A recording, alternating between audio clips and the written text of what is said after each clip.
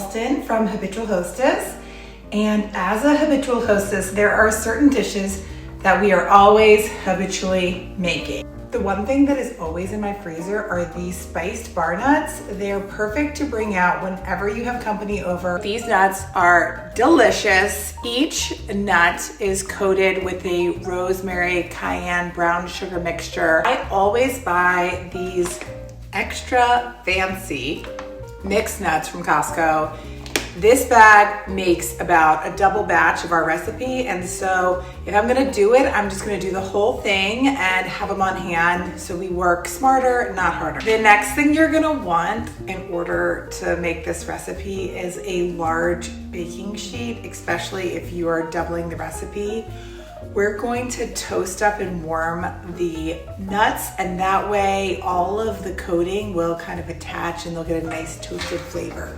I spread out the nuts on the baking sheet and we're gonna pop them into an oven for about 10 minutes. The only really time-consuming step for making these nuts is chopping up the rosemary.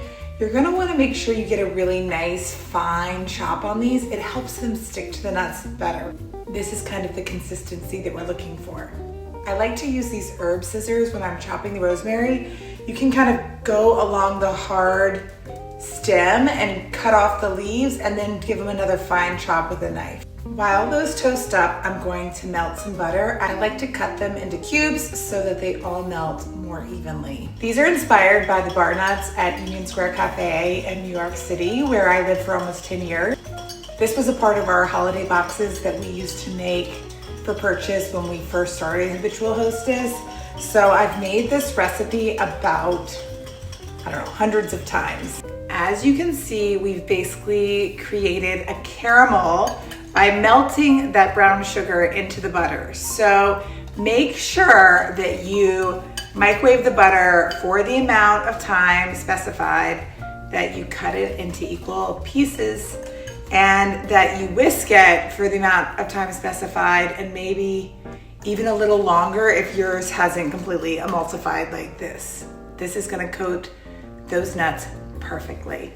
Now that we have our caramelized brown sugar, we're gonna add our kosher salt. Make sure you're using Diamond Crystal for this recipe because it is much less saltier than other kosher salts. Okay, the nuts are out of the oven, they're warm.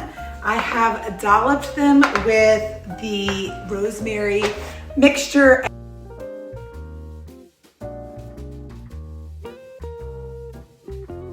The nuts are all beautifully coated with that sweet, spicy, herbaceous mixture, and I'm gonna let these dry on the countertop for at least an hour, even longer, and pop them in the freezer so that I have them whenever anyone comes by. If I'm ever going over to someone's house and I'm bringing a bottle of wine, I'll package up a little bag of these and bring them along. It's the perfect hostess gift. That might be my best batch ever.